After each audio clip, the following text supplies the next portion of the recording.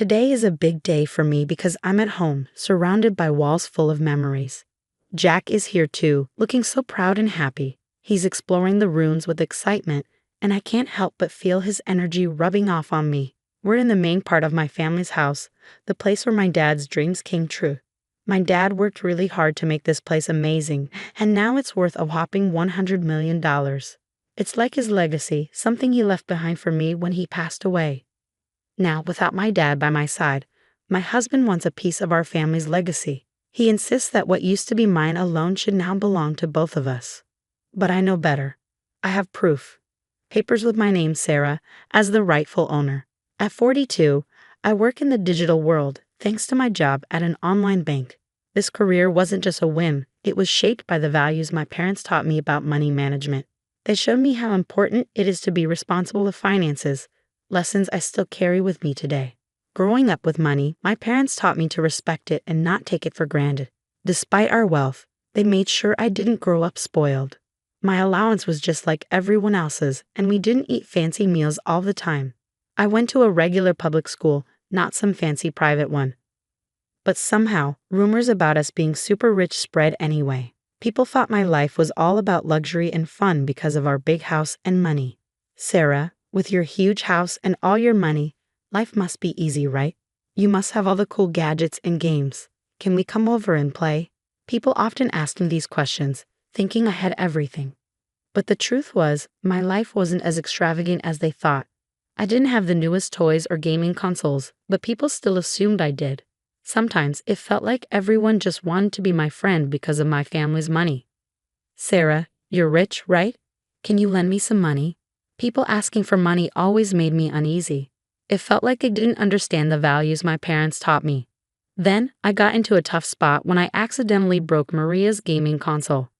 I didn't have any money at that moment, which made things even worse. Around the same time, Julie and I became classmates. She asked if I had told my parents about the accident, but I was too scared of disappointing them to say anything.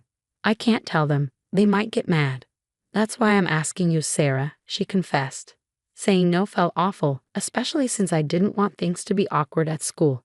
But my parents were clear about not lending money, so I had to apologize to Julie and explain that I couldn't help. After I couldn't help Julie, she ended up crying. And soon rumors started flying around. People accused me of not helping a friend in need, even though my family was well off. I tried to explain that I didn't have any money to spare, but it didn't seem to matter. Then, Maria said something that really hurt. She suggested that I cared more about money than friendship. Things got worse when Maria and Julie started spreading lies, saying I owed them money and refused to pay for the broken console. The school found out the truth eventually and scolded Maria and Julie. But instead of stopping, the rumors got worse and even reached my parents. My dad decided to deal with it and organized a meeting with their families. Even though they said sorry, I decided to stay away from Maria and Julie after that. I still had to deal with their looks and whispers, but at least there were no more direct confrontations. During dinner that night, my dad shared advice that stuck with me for years. He said it's important to stand by your decisions, especially when it comes to money. Sarah, it's okay to say no, he said with a smile. You don't have to tell anyone about your finances. If someone keeps asking, just say you'll have to check with your parents, even if you know you can't lend money. This lesson about handling money matters gracefully and firmly became really important to me. As I grew up, I became more careful about who I let into my life, focusing on friendships based on character, not money. After university, I made sure to keep my work and personal life separate, avoiding any financial complications. This whole experience taught me the importance of setting boundaries in both friendships and finances, and it's shaped who I am today. When I was 35, I met Jack through a friend, and despite him being a bit younger, his genuine personality quickly won me over. We started casually dating, and before long, it turned into something serious. 2 years later, we had a beautiful wedding, which made my parents really happy. After we'd been married for about a month, my dad suggested that Jack come over to our house. I trusted Jack, but I was worried that he might accidentally reveal some private family stuff because he loves to talk. Still, after a month of marriage, I felt ready to let him in on everything about my family. So I invited him to visit my parents' house. Jack was amazed when he saw my family's house. His surprise was obvious, showing that he hadn't realized how well off my family was. Even though the visit went well, Jack couldn't stop asking about our money on the way home. I didn't know much about our finances myself, so his questions made me feel uneasy. A few months after we got married, my mom called to tell me that my dad was in the hospital. It was a shock, especially since I didn't know he was having health problems. Thinking back to our last visit, I remembered how he didn't seem well, and now I felt really worried and guilty. When I went to the hospital with my mom that Saturday, my dad tried to stay cheerful, but we could tell he was feeling down. He apologized for what he saw as a burden to us, showing his gentle nature. Then the doctors told us he had advanced pancreatic cancer, and it had spread too much for surgery. It was like a punch to the gut. We couldn't believe someone as health-conscious as my dad could get so sick. After the diagnosis, my dad stayed strong. He just wanted us to be happy, which made us all tear up. I wanted to spend every moment with him, but hospital rules meant only close family could visit. He wished for our friends to be around to make happy memories at home, which reminded us of the life he wanted for us. So I promised to keep our home full of joy, even after he was gone. Keeping that promise became really important to me. I decided to renovate our family home, something to focus on during such a tough time. Jack, always caring, worried about how much I was doing for my dad, not realizing the other stuff I was dealing with, like our family's estate issues that I hadn't told him about. When Jack asked about my dad's health, I finally opened up to him about everything we were going through. It was a relief to have the support while juggling work, hospital visits, and all the emotions. However, things got tense when Jack started asking about my dad's money and the family estate. He even suggested getting legal advice, just in case something happened to my mom too. It brought up painful memories for me.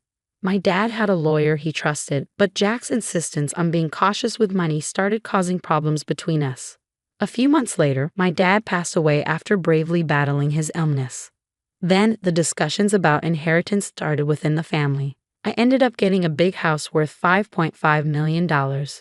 But Jack's growing interest in the inheritance, despite me trying to keep him out of it, made things even harder.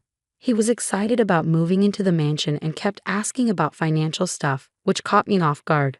I later found out he'd been talking to my cousin at the funeral, who mentioned how the house would be a waste if it stayed empty. That just made things more complicated. Despite my attempts to explain to Jack that the inheritance wasn't something we shared, he didn't seem to listen. Our relationship started getting more hostile because of it. Even though he was there at my dad's funeral, Jack didn't help out with the memorial services or the legal stuff that followed.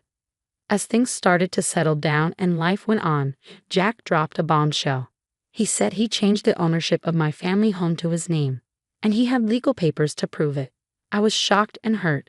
Not only did he break my trust, but it also showed a huge lack of respect for our relationship and the boundaries we had. Dealing with inheritance issues brought up bigger problems in our marriage. We had to rethink what we valued, how much we trusted each other, and where our relationship was headed. When Jack told me he changed the ownership of our family home without telling me, I was shocked and hurt. He said he was tired of our marriage and suggested we live together as roommates in the house, with him not giving me much financial support. He even threatened divorce if I didn't agree, which was a lot to take in on top of everything else. I begged him to think about what he was doing and why he made such a big decision without talking to me. He said he'd talked to a lawyer about changing the ownership without my permission. Things got so bad that divorce seemed like the only way out. I was heartbroken and lost, feeling like I had to distance myself from the home and life I'd shared with Jack. I couldn't understand why he'd do something like this, and it felt like money had changed and for the worse. The next day, Jack demanded the house keys, saying the house was his now. This just made things worse.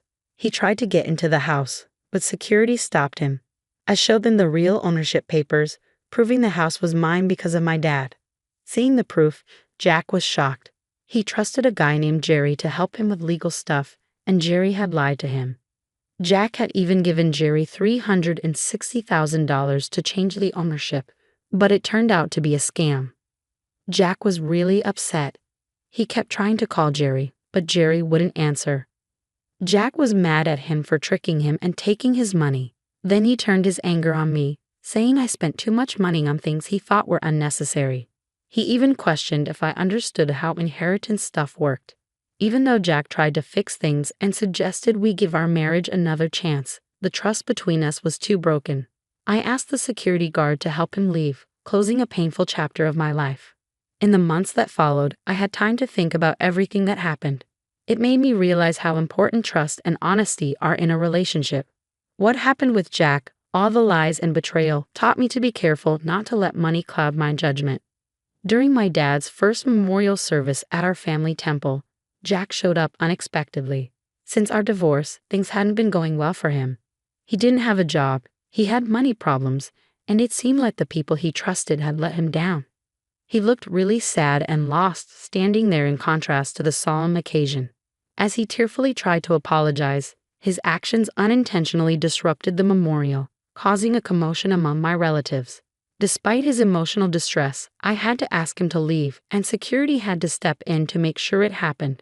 It was a difficult moment, especially during such a solemn occasion, leaving me with mixed emotions, but also a strong desire to move forward and leave our past behind.